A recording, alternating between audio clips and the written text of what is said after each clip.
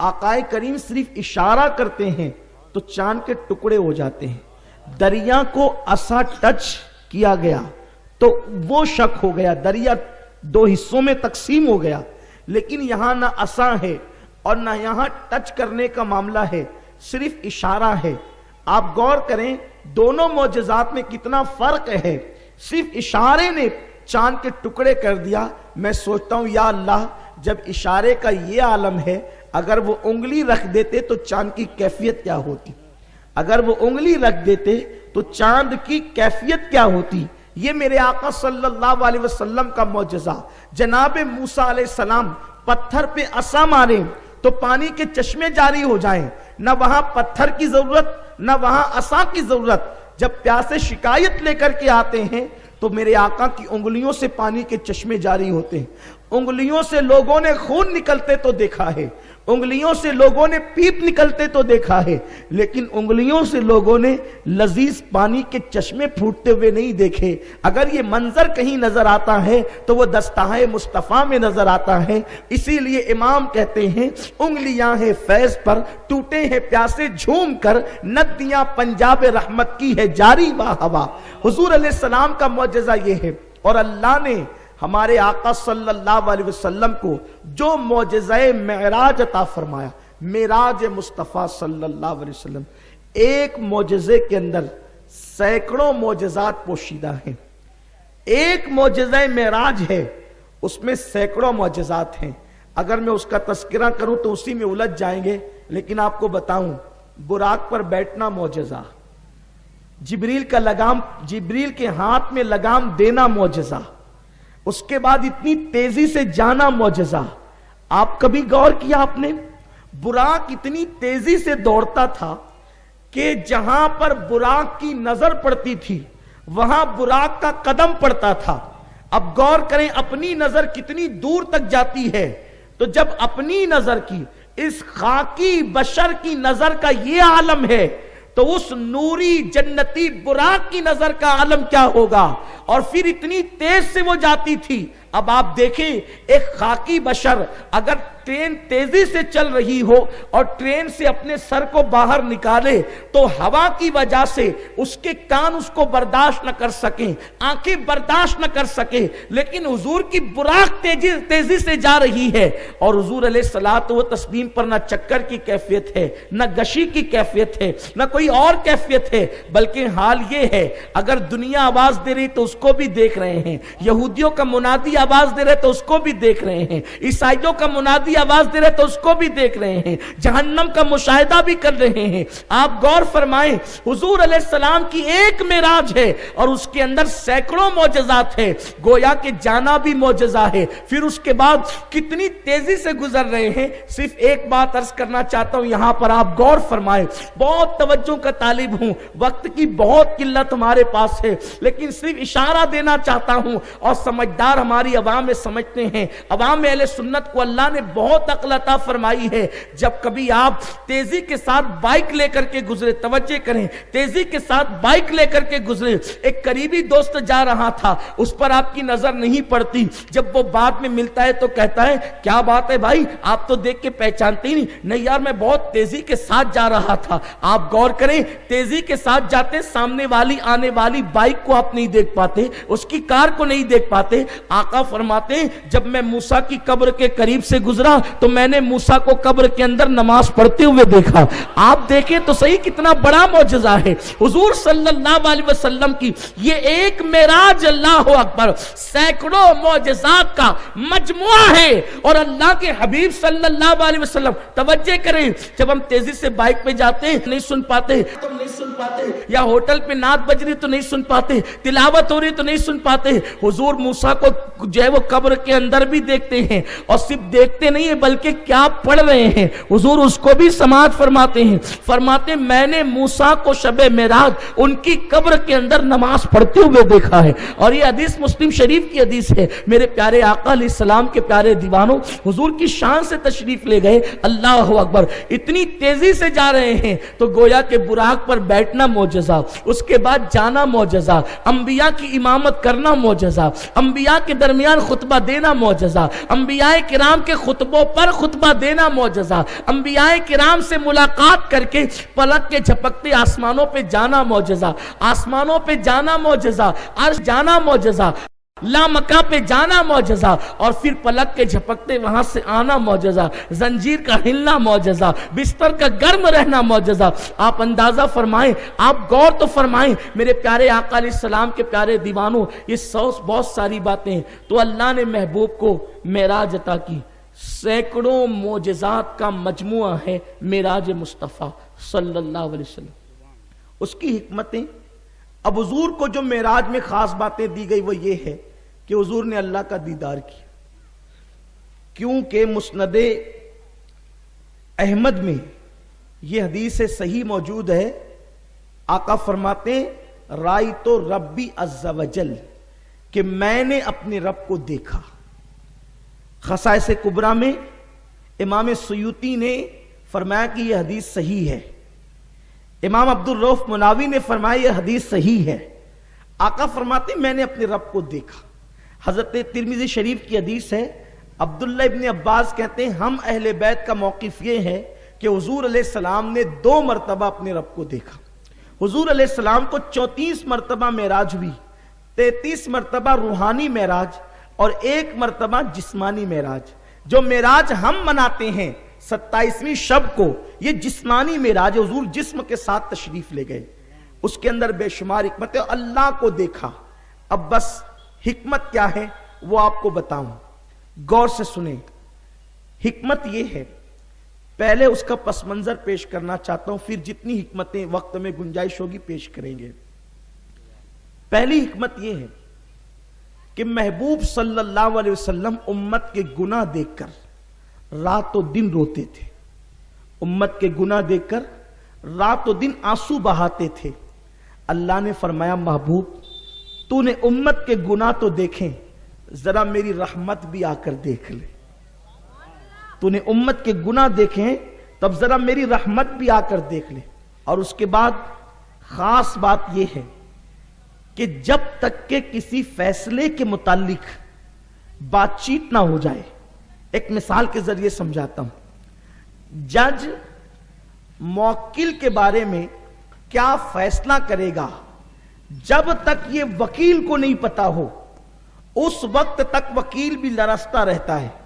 آپ مقدمات لڑتے رہتے، کورٹوں میں جاتے رہتے، اور آپ کو معلوم ہے وکیل کی بھی دل کی دھڑکن تیز ہوتی ہے، میرا موکل سزا پائے گا یا باعزت بری ہو جائے گا۔ یہ کب معاملہ ہوتا ہے؟ جب تک جج کا سامنا نہ ہو۔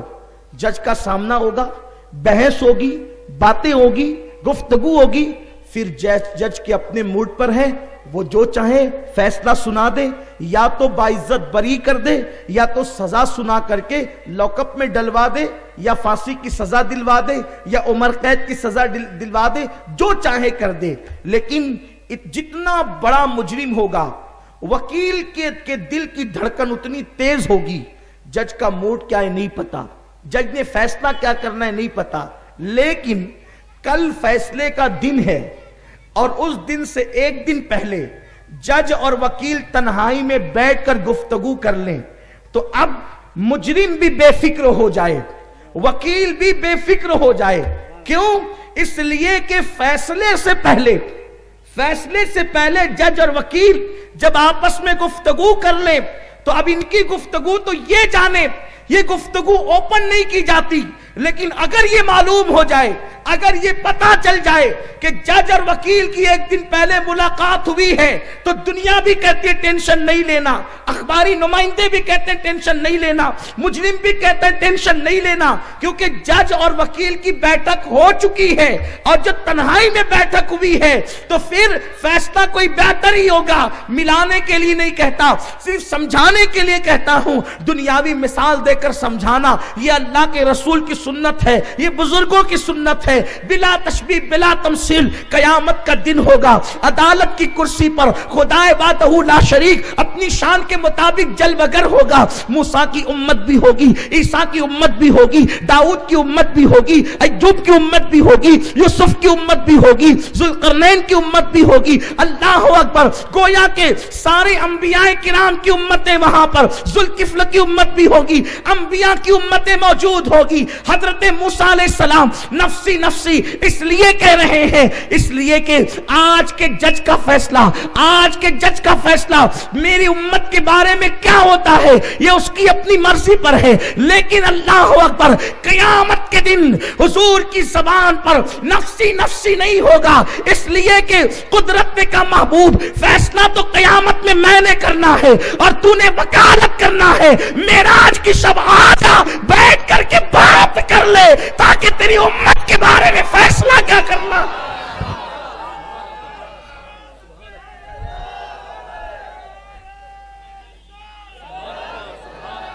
معراج کیا ہے؟ معراج کسے کہتے ہیں؟ میرے اللہ نے محبوب کو بلایا, حریم ناز میں بلایا.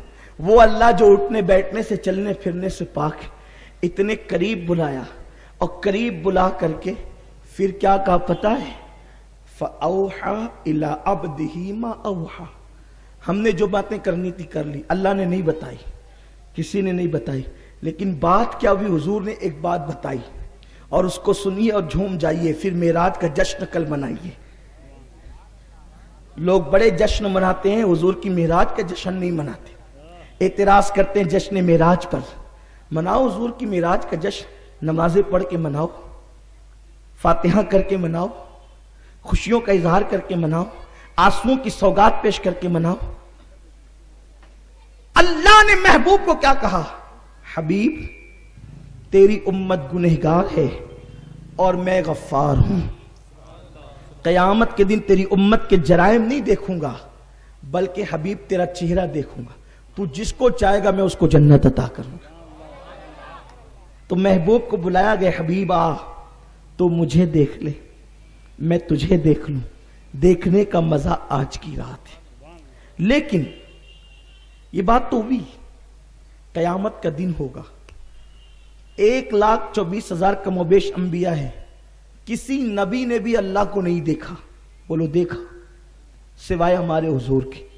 ایک نبی نے تمنا کی تھی, ربی ارنی انظر الیک, اللہ میں تجھے دیکھنا چاہتا ہوں. قرآن میں آیا لن ترانی, تو نہیں دیکھ سکتا. یہ آپ بار بار سنتے رہتے, میں نے آج اس پہ کوئی تذکرہ نہیں کرنا. بلکہ آپ کو بتاؤں, ابن عباس کہتے ہیں جب حضرت موسیٰ نے 9 مرتبہ کہا نا, اے اللہ میں تجھے دیکھنا چاہتا ہوں, میں تجھے دیکھنا چاہتا ہوں, میں تجھے دیکھنا چاہتا ہوں, اللہ نے کیا فرمایا؟ موسیٰ تو بہت اصرار کر رہا ہے مجھے دیکھنے کا, پہلے ایک کام کر, تو میری مخلوق کو دیکھ لے. میں نے جو مخلوق پیدا کی ہے نا اس کو دیکھ لے. آپ بہت خوبصورت ہے, آپ کو دیکھ کر کون ڈرتا ہے؟ لقد خلقنا الانسان فی احسن تقویم. اللہ نے آپ کو بڑا حسین بنایا ہے. لیکن جو فرشتے ہیں نا, فرشتوں میں بعض فرشتے بہت خوبصورت ہیں, لیکن بعض فرشتوں کے چہرے ایسے ہیبتناک ہیں کہ دیکھیں تو حالت خراب ہو جائے. آپ جانتے ایک موت ہے, موت کا فرشتہ ایک ہے جس کو اسرائیل کہتے ہیں. جانتے ہیں اسرائیل کو؟ اسرائیل کو جانتے ہیں؟ ایک موت کا فرشتہ. میں سمجھتا ہوں کہ شاید میری معلومات اور میری دانست میں آج تک کسی نے اپنے بیٹے کا نام بھی اسرائیل نہیں رکھا. لوگ اس سے اتنا ڈرتے ہیں کہ اس کا نام بھی کسی نے نہیں رکھا, کیونکہ وہ ہے ایک ہی فرشتہ اسرائیل. لیکن اس کا حال یہ ہے, نیکوں کے پاس آتا ہے تو خوبصورت بن کر آتا ہے, اور جب گنہگاروں کے پاس آتا ہے تو ایسی بھیانک صورت لے کر کے آتا ہے کہ انسان کی آنکھیں کھلی کے کھلی رہ جاتی ہے. اگر آنکھیں کھلی ہے تو کھلی کے کھلی رہ جائے, آدمی بند بھی نہیں کر پاتا. کسی کا حال یہ, کوئی پیشاب کر دیتا ہے, کوئی پاخانہ کر دیتا ہے, بتانے کی بات نہیں, آپ کو پتا ہے, اور انسان کو موت آ جاتی ہے. یہ کون ہے؟ اسرائیل. یہ اللہ کا بندہ ہے, یہ فرشتہ ہے. مجھے حیرت ہوتی ہے کہ جب اسرائیل کو دیکھ کر کے لوگوں کے ہاتھ پیر ڈھیلے پڑ جاتے ہیں, یہ بندہ ہی تو ہے نا اللہ کا. اسرائیل کو دیکھ کر ہاتھ پیر ڈھیلے پڑ جاتے ہیں تو اللہ کو دیکھنا کوئی معمولی بات ہے؟ رب کا دیدار کوئی معمولی بات ہے؟ آپ غور تو فرمائیں, سوچے تو صحیح. حضور کا معجزہ کتنا بڑا ہے یہ معراج جسے کہتے ہیں. سنیو اپنے قسمت پہ ناز کرو، اللہ نے ہمیں کیسا نبی عطا فرمایا، اللہ نے ہمیں کیسا رسول عطا فرمایا۔ وہ خدا جس کا جسم نہیں، وہ خدا جس کا جسم نہیں، جس کے ہاتھ نہیں، جس کے پیر نہیں، ہمارا نبی اس کو بھی دیکھتا ہے، اس کو بھی دیکھ لیتا ہے۔ غور کریں، جس کا جسم نہیں وہ نظر نہیں آتی۔ دنیا کا کوئی مولوی، وکیل، ڈاکٹر، انجینئر ہے کوئی جو ہوا کو دیکھ سکے؟ ہوا کے ہاتھ پیر نہیں، اس لیے نظر نہیں آتی۔ اللہ اکبر، جب مخلوق کے ہاتھ پیر نہ ہو تو وہ نظر نہ آئے، لیکن وہ خدا جس کا کوئی جسم نہیں، وہ جسم و جسمانیات سے پاک ہے، حضور اس کو بھی دیکھ لیتے ہیں، دیکھ کر ڈرتے بھی نہیں ہیں، ٹک ٹکی باندھ کر دیکھتے ہیں، آنکھیں بھی نہیں جھپکتی ہے۔ یہ سب انشاءاللہ یہ نکات تو کل ہم عرض کریں گے، لیکن آج صرف یہ بتانا ہے کہ جناب موسیٰ کو اللہ نے کہا موسیٰ پہلے میری مخلوق دیکھ لے، ایک کام کر، مجھے دیکھنے کی تمنا کرتے ہیں نا، ذرا میری مخلوق دیکھ لے۔ تو اللہ نے فرشتوں کو کہا کہ ذرا اپنے چہروں سے پردے ہٹاؤ اور اپنی اصلی شکل سے موسیٰ کے قریب سے گزرو۔ حضرت موسیٰ طور پر کھڑے تھے اور کہہ رہے تھے ذرا دیکھنا چاہتا ہوں تجھے، دکھانا اپنے آپ کو، دکھا اپنے آپ کو، مجھے دیکھنے سے پہلے میری مخلوق دیکھ۔ تو جب وہ مخلوق فرشتے گزرنے لگے نا تو حضرت موسیٰ علیہ السلام نے دل پکڑ لیا اور عرض کی میرے اللہ مجھ سے لغزش پیغمبرانہ ہوئی ہے کہ میں نے یہ سوال کیا، میں نے کہا تجھے دیکھنے کا سوال، میں ان کو نہیں دیکھ سکتا، میرا سینہ پھٹا جاتا ہے ان کی ہیبت کی وجہ سے۔ تو جبریل آئے اور عرض کرنے لگے موسیٰ آپ نے خدا کو دیکھنے کی بات کی، آپ ان کو دیکھیے، ان کو نہیں دیکھ سکتے۔ اللہ اکبر۔ جناب موسیٰ علیہ السلام نے پھر رب کی بارگاہ کے اندر کہا نا توبت الیک، میں تیری بارگاہ میں توبہ کرتا ہوں۔ یہ توبہ کس چیز سے کر رہے ہیں موسیٰ؟ یہ جو کہا تھا نا ربی ارنی، یہ ربی ارنی کے بعد توبت الیک کہنے کی وجہ کیا ہے؟ وجہ یہی ہے جب فرشتوں کو گزارا میرے اللہ نے، ہیبت ناک فرشتوں گزرو موسیٰ کے قریب سے، تو حضرت موسیٰ کا سینہ پھٹنے کے قریب آ گیا اور حضرت موسیٰ نے کہا اللہ میں تیری بارگاہ میں اس لغزش پیغمبرانہ سے، اس خطۂ اجتہادی سے توبہ کرتا ہوں۔ اب غور کریں، جب اللہ کی مخلوق کو حضرت موسیٰ ان کی اصل شکل میں نہ دیکھ سکے، ان ہیبت ناک فرشتوں کو جنہوں نے عرش اٹھا رکھے ہیں، جو عرش کا بوجھ سنبھالتے ہیں، اللہ کے فرشتے کتنے یہ تو وہی جانے، کون کون سے وہی جانے، لیکن ہم کو تو بس ابن عباس نے اتنا بتایا کہ موسیٰ کے ساتھ یہ ہوا تو حضرت موسیٰ نے توبہ کر لی کہ اللہ میں اس سوال سے تیری بارگاہ میں توبہ کرتا ہوں۔ اب دیکھیں یہ حضور علیہ السلام کی شان، لوگ کس منہ سے کہتے ہیں نبی ہماری طرح ہیں، وہاں موسیٰ کہتے توبت الیک، اللہ میں اس سوال سے تیری بارگاہ میں اب رجوع کرتا ہوں، واپس پلٹتا ہوں مولا۔ اب حضور علیہ الصلوۃ والتسلیم کی باری ہے، حضور نے نہیں کہا تجھے دیکھنا چاہتا ہوں، صحیح ہے؟ تو حضور علیہ السلام کو کیوں دکھایا گیا، بلایا کیوں گیا؟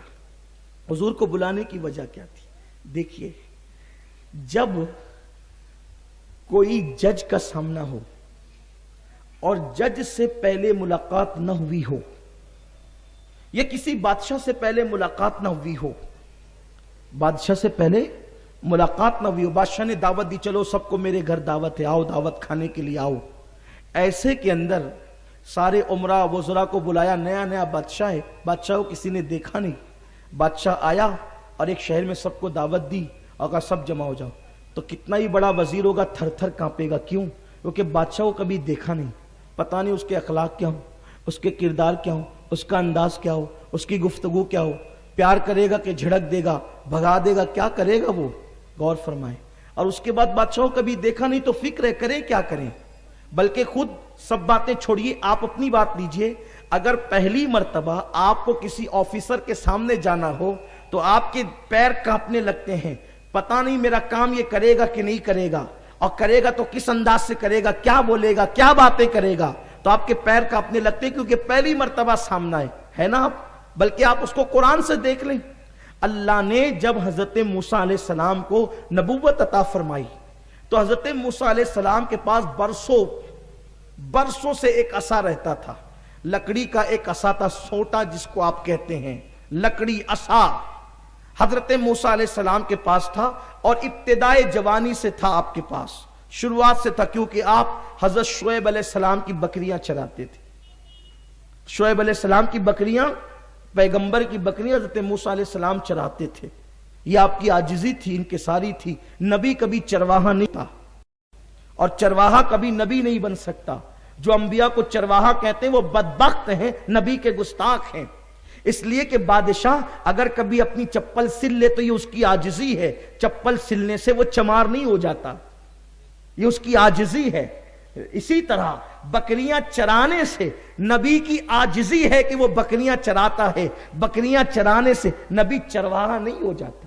مسجد کا امام اگر کسی بوڑھے کا بوجھ اٹھا دے وہ حمال نہیں ہو جاتا، یہ اس کی عاجزی ہے کہ وہ کسی کی مدد کر رہا ہے۔ اب یہ بات آپ کو سمجھ میں آ گئی ہوگی۔ تو حضرت موسیٰ علیہ السلام کے پاس ایک عصا تھا، رات دن وہ عصا آپ کے پاس رہتا تھا۔ حضرت موسیٰ علیہ السلام جب طور پر پہنچے، طور پر پہنچنے کے بعد اللہ نے ان کو نبوت دی، حضرت موسیٰ علیہ السلام کو اللہ نے نبوت عطا فرمائی۔ جب نبوت عطا فرمائی تو بھیجنا کس کے پاس تھا؟ فرعون اور فرعونیوں کے پاس۔ تو اللہ تبارک و تعالیٰ نے حضرت موسیٰ علیہ السلام کو معجزہ دیا۔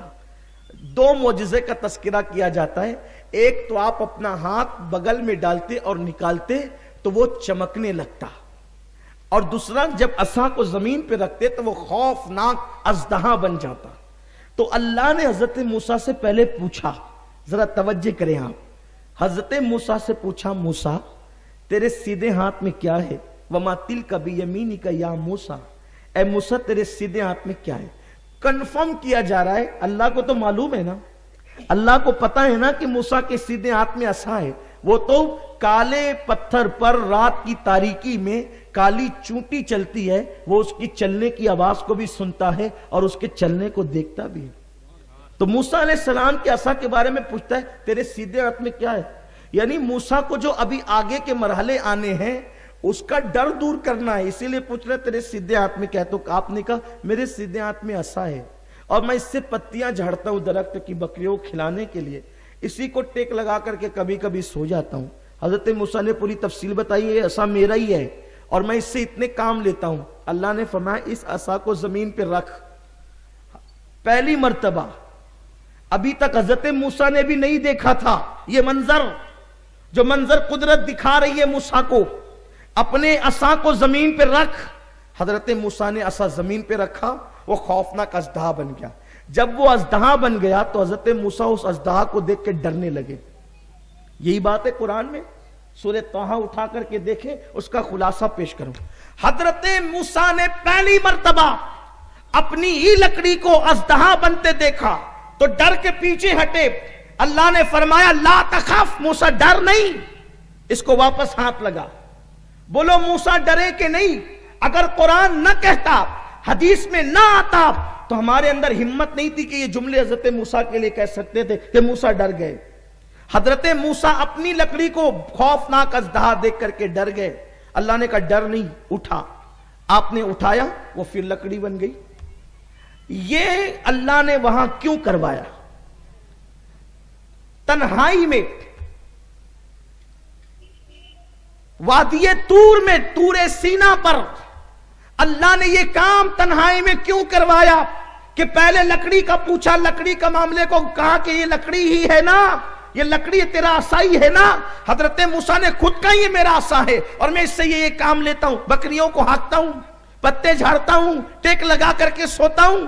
بالکل معاملہ کنفرم تھا۔ اس کے بعد بھی موسیٰ نے جب زمین پہ عصا رکھا تو موسیٰ ڈر گئے۔ اللہ نے کہا ڈر نہیں، ہاتھ لگا، پھر لکڑی ہو گئی۔ اللہ رب العزت نے یہ کام کیوں کروایا؟ اس لیے کہ یہ کام کہیں اور بعد میں کروانا تھا، یہ کام بعد میں کہیں اور کروانا تھا۔ پھر کیا ہوا؟ حضرت موسیٰ کو کہا کہ فرعون کے پاس جا اور کہنا کہ اللہ نے مجھے یہ معجزہ عطا کیا ہے۔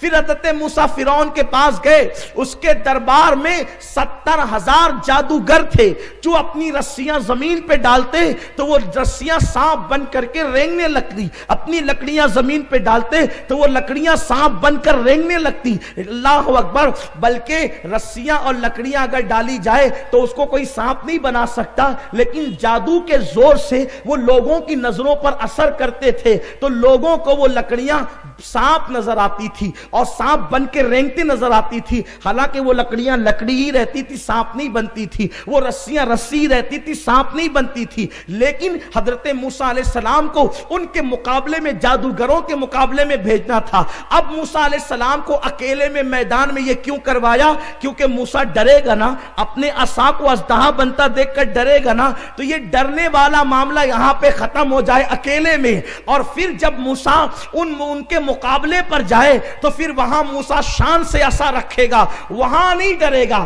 اگر موسیٰ علیہ السلام پہلی مرتبہ ڈائریکٹ یہاں پر کیے بغیر اگر وہاں پر کرتے یہ معجزے کا اظہار جو اللہ پہلے اس طور سینا کی وادی میں نہ کرواتا اور ڈائریکٹ کہتا کہ جا فرعون کے پاس اور میں نے تجھے معجزہ دے دیا، اللہ رب العزت ڈائریکٹ یہ حکم دیتا، تو موسیٰ علیہ السلام پہلی مرتبہ رکھے تو ڈر گئے، تو وہاں بھی پہلی مرتبہ رکھتے تو ڈر جاتے، اپنے ہی معجزے سے خود ڈرتے تو بولو ان لوگوں پہ کیا اثر پڑتا؟ حیرت کی بات ہے، وہ کہتے ہیں ہم بھی ڈر رہے ہیں، یہ بھی ڈر رہے ہیں، تو یہ کون سا معجزہ ہے؟ تو اللہ نے پہلے کروا کے وہ ڈر کو دل سے نکال دیا، تاکہ موسیٰ، اب جب موسیٰ کا عصا اژدہا بنے گا تو فرعون ڈر رہا ہوگا، فرعونی ڈر رہے ہوں گے، لیکن موسیٰ بغیر خوف کے وہاں پہ کھڑا رہے گا، ڈٹا رہے گا، تاکہ لوگوں کو پتا چلے کہ موسیٰ علیہ السلام و تسلیم یہ عصا کا معجزہ لے کر کے آئے ہیں۔ لیکن اگر یہ بات پہلی مرتبہ ہوتی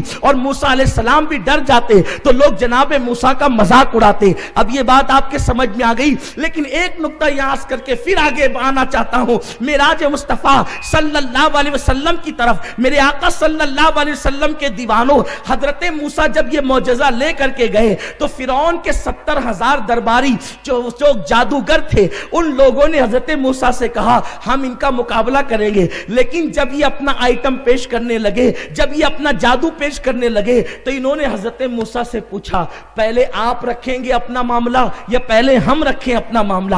گویا کہ ان جادوگروں نے موسیٰ علیہ السلام کا ادب کیا، تو اللہ کو ادب کی ادا اتنی پسند آ گئی، انہوں نے پوچھا پہلے آپ یا پہلے ہم؟ آپ نے فرمایا پہلے تم ہی کر لو، اور اس کے بعد اللہ کو یہ ادا پوچھنے کی اتنی پسند آئی کہ اللہ نے 70,000 جادوگروں کو ایمان کی دولت عطا فرما دی۔